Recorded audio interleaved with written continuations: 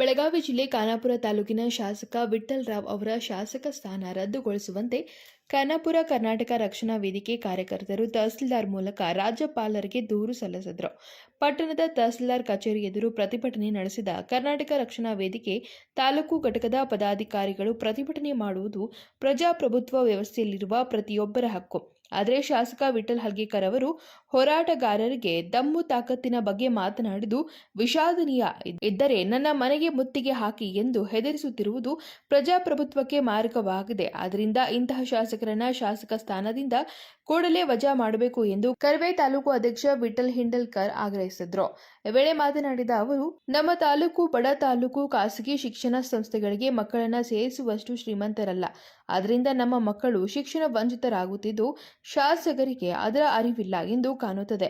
ಆದ್ದರಿಂದ ಸರ್ಕಾರಿ ಶಾಲೆಯನ್ನ ವಾಪಸ್ ಪಡೆಯಬೇಕೆಂದು ಪ್ರತಿಭಟನೆ ಮಾಡುವುದು ಸಾರ್ವಜನಿಕರ ಹಕ್ಕಾಗಿದೆ. ಆದರೆ ಶಾಸಕರು ಹೋರಾಟಗಾರರ ಬಗ್ಗೆ ಅವಹೇಳನಕಾರಿಯಾಗಿ ಮಾತನಾಡಿದ್ದು ಸರಿಯಲ್ಲ. ಮುಂದಿನ 4 ದಿನಗಳಲ್ಲಿ ಶಾಸಕರು ಹೋರಾಟಗಾರರ ಕ್ಷಮೆ ಕೇಳದಿದ್ರೆ ಶಾಸಕರ ಮನೆಗೆ ಮುತ್ತಿಗೆ ಹಾಕಿ ನಮ್ಮ ತಾಕತ್ತು ತೋರಿಸಬೇಕಾಗುತ್ತದೆ ಎಂದರು. ಈ ವೇಳೆ ಮಾತನಾಡಿದ ಜಿಲ್ಲಾ ಪ್ರಧಾನ ಕಾರ್ಯದರ್ಶಿ ದಶರಥ್ ಬನೋಶಿ, ಇಟಗಿ ಗ್ರಾಮಸ್ಥರು ಪ್ರೌಢಶಾಲೆ ಹೋರಾಟ ಪಕ್ಷಾತೀತ ಈ ಕುರಿತಾಗಿ ಸಾಕಷ್ಟು ಬಾರಿ ಶಾಸಕರನ್ನ ಸಂಪರ್ಕಿಸಿದರೂ ಶಾಸಕರು ಸ್ಪಂದಿಸಿರಲಿಲ್ಲ ಹಾಗೂ ಪ್ರತಿಭಟನೆಗೂ ಬಂದಿರಲಿಲ್ಲ. ಹೋರಾಟಕ್ಕೆ ಬಾರದ ಶಾಸಕರು ಖಾನಾಪುರದಲ್ಲಿ ಕುಳಿತು ಹೋರಾಟಗಾರರ ಬಗ್ಗೆ ಹಾಗೂ ರಕ್ಷಣಾ ವೇದಿಕೆ ಕಾರ್ಯಕರ್ತರ ಬಗ್ಗೆ ಹಗುರವಾಗಿ ಮಾತನಾಡಿದ್ದು ಖಂಡನೀಯ. ನಾವು ಶಾಸಕರನ್ನ ಕೇಳುವುದೊಂದೇ, ಶಾಸಕರೇ, ನಿಮಗೆ ದಮ್ಮು ತಾಕತ್ತು ಇದ್ರೆ ತಾಲೂಕಿನ ರಸ್ತೆಗಳನ್ನ ರಿಪೇರಿ ಮಾಡಿಸಿ, 100 ವರ್ಷಗಳ ಇತಿಹಾಸವಿರುವ ಶಾಸಕರ ಮಾದರಿ ಶಾಲೆ ಸುಧಾರಿಸಿ, ಇಲ್ಲವಾದಲ್ಲಿ ಶಾಸಕ ಸ್ಥಾನಕ್ಕೆ ರಾಜೀನಾಮೆ ಕೊಟ್ಟೆ ಮನೆಗೆ ಹೋಗಿರಿ ಎಂದು ಆಕ್ರೋಶ ಹೊರಹಾಕಿದ್ರು. ಮೊನ್ನೆ ದಿವಸ ಇಟಗಿ ಗ್ರಾಮದಲ್ಲಿ ಉನ್ನತೀಕರಿಸಿದಂಥ ಪ್ರೌಢಶಾಲೆಯನ್ನ ಬಾಲಕಿಯರ ಪ್ರೌಢಶಾಲೆಯ ಸಲುವಾಗಿ ಹೋರಾಟ ನಡೀತು. ಆ ಹೋರಾಟದಲ್ಲಿ ಪಕ್ಷಾತೀತವಾಗಿ, ಜಾತ್ಯತೀತವಾಗಿ, ಸಂಘಟನಾತ್ಮಕವಾಗಿ ಎಲ್ಲರೂ ಹೋರಾಟ ಮಾಡಿದ್ದು ನಿಜ. ಅದರಲ್ಲಿ ಎರಡು ಮಾತಿಲ್ಲ. ಯಾಕಂತಂದ್ರೆ ಆ ಇಟಗಿ ಗ್ರಾಮಸ್ಥರು ಸುಮಾರು 2 ತಿಂಗಳಿನಿಂದ ಅವ್ರದ್ದು ಸತತವಾದಂಥ ಹೋರಾಟ ಇದೆ.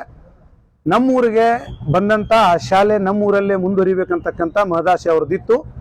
ಯಾವಾಗ ಶಾಸಕರು ಅದಕ್ಕೆ ಸ್ಪಂದಿಸಿಲ್ಲ, ಜಿಲ್ಲಾ ಉಸ್ತುವಾರಿಗೂ ಕೂಡ ಹೋಗಿ ಭೇಟಿ ಆದ್ರು ಹುಡುಗರು, ಅವರು ಪಟ್ಟಂತ ಕಷ್ಟ ಅಷ್ಟಿಷ್ಟಲ್ಲ.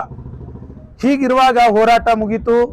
ಹಿಂದಿನ ಶಾಸಕರು, ಮಾಜಿ ಶಾಸಕರು ಬಂದು ಈಗ ಅವರ ಸರ್ಕಾರ ಇದೆ, ಡಾಕ್ಟರ್ ಅಂಜಲಿ ತಾಯಿ ನಿಂಬಾಳ್ಕರ್ ಅವರು ಸ್ಥಳದಲ್ಲೇ, ಪ್ರತಿಭಟನಾ ಸ್ಥಳದಲ್ಲೇ ಮಳೆ ಆಗ್ತಿತ್ತು, ಅಂಥದ್ರಲ್ಲೂ ಕೂಡ ಕೂತು ಶಿಕ್ಷಣ ಸಚಿವರ ಜೊತೆ ಮಾತಾಡಿ, ಮಧು ಬಂಗಾರಪ್ಪನವರ ಜೊತೆ ಮಾತಾಡಿ ಆದೇಶವನ್ನ ಈ ಕೂಡಲೇ ಹೊರಡಿಸ್ತೀವಿ ಅಂತೇಳಿ ಸ್ಪಾಟ್ ಮೆಡಿಷನ್ ತಂದ್ರು. DDPI ಬಂದಿದ್ರು, ಸಮಸ್ಯೆ ಮುಗಿದೋಗಿತ್ತು, ಯಾವುದೂ ಸಮಸ್ಯೆ ಇದ್ದಿರಲಿಲ್ಲ. ಆದರೆ ಈ ಹೋರಾಟದ ಬಗ್ಗೆ ಮಾನ್ಯ ಶಾಸಕರು ಒಂದು ಗ್ರಾಮಸ್ಥರ ವಿರುದ್ಧವಾಗಿ ಮಾತಾಡಿರ್ತಕ್ಕಂಥದ್ದು ಹಾಗೂ ಅದರ ಜೊತೆಗೆ ಸಂಘಟನಾತ್ಮಕವಾಗಿ ಕರ್ನಾಟಕ ರಕ್ಷಣಾ ವೇದಿಕೆಯವರು ದಮ್ ಇದ್ರೆ ಬರಲಿ, ತಾಕತ್ತಿದ್ರೆ ಬರಲಿ ಅಂತ ಮಾತಾಡಿದ್ರು. ಆದ್ರೆ ಶಾಸಕರು ಏನು ಮಾತಾಡಿದ್ದಾರೆ ಪ್ರತಿಯೊಂದು ಮಾತಿನಲ್ಲೂ, ಪ್ರತಿಯೊಂದು ಶಬ್ದದಲ್ಲೂ ಕೂಡ ತಪ್ಪಿದೆ. ಯಾಕಂದ್ರೆ ಮುಖ್ಯವಾಗಿ ಇದಕ್ಕೆಲ್ಲ ಕಾರಣ ಅಂತಂದ್ರೆ ಮುಖ್ಯವಾಗಿ ಅವ್ರದ್ದು ಅರ್ಧೋಟ ನಾಲೆಜ್, ಹಾಫ್ ನಾಲೆಜ್ ಇದೆ. ಅವರಿಗೆ ಪೂರ್ಣ ಪ್ರಮಾಣದ ಕನ್ನಡ ಬರೋದಿಲ್ಲ. ಕನ್ನಡ ಅಂತೂ ಅವ್ರಿಗೆ ಯಾವುದೇ ಕಾರಣಕ್ಕೂ ಬರೋದಿಲ್ಲ. ನಾವು ಮಾತಾಡಿದಂಥ ವಿಡಿಯೋದಲ್ಲಿ ಈ ಪ್ರತಿಭಟನೆ ಮಾಡ್ತಾ ಇದ್ದೀವಿ, 2 ತಿಂಗಳಿಂದ ಪ್ರತಿಭಟನೆ ಮಾಡ್ತಾ ಇದ್ದೀವಿ, ಈ ಪ್ರತಿಭಟನೆಯಲ್ಲಿ ನೀವು ಪಾಲ್ಗೊಂಡು ಆ ಇಟಗಿ ಗ್ರಾಮಸ್ಥರಿಗೆ ಏನಾದ್ರೂ ಹೇಳ್ರಿ ಅಂತಂದ್ರೆ ಅವ್ರು ಬರ್ಲಿಲ್ಲ. ಅವ್ರ ಸಹಚರ ಯಾರಿದ್ರು ಅವ್ರನ್ನೂ ಕಳಿಸ್ಬೇಕಾಗಿತ್ತು, ಅವ್ರನ್ನೂ ಕಳಿಸ್ಲಿಲ್ಲ.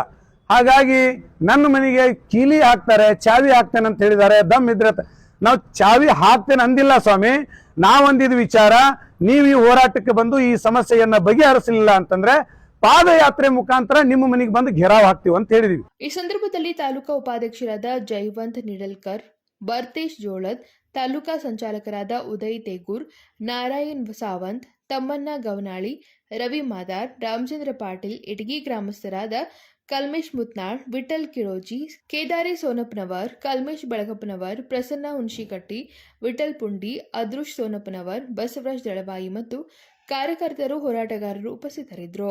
Nagesh Naikar, KMM Kannada news, Khanapur.